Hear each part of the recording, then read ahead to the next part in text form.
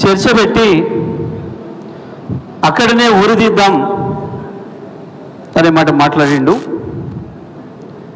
సరే, ఎందుకు ఆ మాట చాలాసార్లు మాట్లాడుతున్నాడు, ఊరిదీయాలని. మరి ఆయనకి ఏమో రాసిపెట్టి ఉందేమో భవిష్యత్తులో చెప్పలేము మనం. కానీ మనం అది కోరుకోవట్లేదు, అట్లాంటివి మనం కోరుకోం. ఉండి శిక్ష పడాలనే చూస్తాం ప్రజల చేతిలో. గత సంవత్సరాల కాలంగా దాదాపు 20 నెలలుగా మాట్లాడి అబద్ధాలు, ఆయన కావచ్చు, ఆయన గురువులు, పక్క రాష్ట్ర ముఖ్యమంత్రి ఒక గురువు, పైన ప్రధానమంత్రి ఒక గురువు, వాళ్ళ మద్దతుతోని, వాళ్ళదైన మీడియా మద్దతుతోని, ఆ స్లాటర్ హౌజుల మద్దతుతోని, మనుషుల వ్యక్తిత్వ హననాలను చేసే వధశాలల మద్దతులతోని నోటికొచ్చినట్టుగా మాట్లాడుతూ కాళేశ్వరం పైన లక్షల కొద్దీ అబద్ధాలు ప్రచారం చేస్తూ పుంకాలుగా 1000 పేజీలు అబద్ధాలు రాపిస్తూ నోటికొచ్చిన పద్ధతిలో మాట్లాడినరు. కాళేశ్వరం లేనే లేదు, మాయమైపోయింది అని. ఒక మాట నేను నమ్మకంగా చెప్పగలను, అసలు కాళేశ్వరం అంటే ఏందో ఈ రోజు కూడా ముఖ్యమంత్రికి తెలియదు. అది బడా, అది గూడా, అదో బ్యారేజా, అదో పంప్ హౌజా, అదో రిజర్వాయరా, లేదా ఓ చెక్ డ్యామా అనేది కూడా తెలియదు ఈ అజ్ఞాన ముఖ్యమంత్రికి. అది ఎందుకో నేను చూపిస్తా ఇప్పుడు. అసలు కాళేశ్వరం అంటే ఏంది, దేన్ని కలిపి కాళేశ్వరం అంటారు, ఆ పేరు ఎందుకు పెట్టిండు కేసీఆర్, ఎందుకు అక్కడనే ప్రాజెక్టు ప్రారంభం చేసిండు,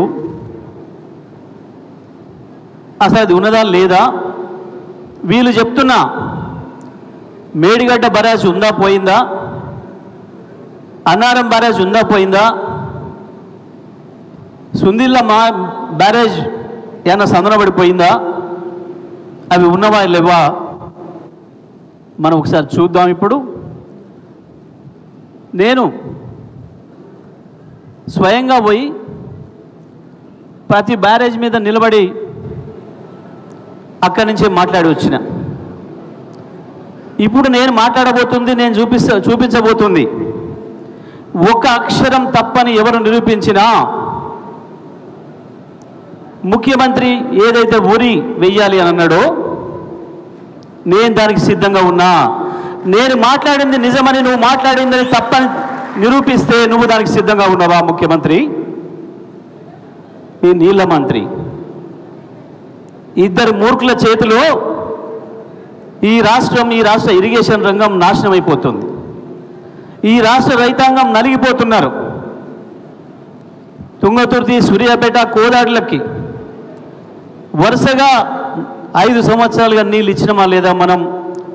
మీరు పంటలు పండించినా లేదా రైతులుగా మీరు చెప్పాలి. ఇవాళ రైతాంగం మొత్తుకుంటున్నారు. కాళేశ్వరం చివరి నీళ్లు పొందిన మన చిన్న సీతారాం తండను, మన రావిచెరువు, మన మోతే, మన తుంగతుర్తి ప్రజలే కాదు, మొట్టమొదటి ఉన్న గోదావరిని ఆనుకొని ఉన్న రామగుండం, పెద్దపల్లి, మంతని నియోజకవర్గ ప్రజలు కూడా మొత్తుకుంటున్నారు, ధర్నాలు చేస్తున్నారు. మాకు నీళ్ళు ఇవ్వండి, నీళ్ళు పోతున్నాయి. ఇప్పుడు పైన గోదావరి రావడం లేదు, అది ఇప్పట్లో వచ్చే అవకాశం కూడా లేదు. ఇక వస్తున్న నీళ్లు ప్రాణహిత నుంచి వస్తున్నాయి. కన్నేపల్లి పంప్ హౌస్ సిద్ధంగా ఉంది లేపిపోయడానికి, మాకు ఇవ్వండి అని చెప్పి మొత్తుకుంటున్నారు అక్కడ రైతులు. అక్కడి నుంచి ఇక్కడి వరకు ఉమ్మడి కరీంనగర్ జిల్లా కావచ్చు, ఉమ్మడి వరంగల్ జిల్లా కావచ్చు, ఉమ్మడి నల్లగొండ జిల్లా కావచ్చు, ఉమ్మడి మెదక్ జిల్లా కావచ్చు, నిజామాబాద్ జిల్లా కావచ్చు, ఇవాళ కరువు కోరలతో ఇబ్బంది పడుతున్న తెలంగాణ రైతాంగం కన్నెపల్లి పంప్ హౌస్ ప్రారంభం చేస్తే 4 రోజుల్లోనే నా సీతారాం తండకు నీళ్లు చేరుకుంటాయి, చివరి ప్రాంతానికి నా బసవాపూర్కు నీళ్లు చేరుకుంటాయి. ఎస్ఆర్ఎస్పికి పోచంపాడు కూడా నీళ్ళు చేరుకుంటాయి. అది వాస్తవం.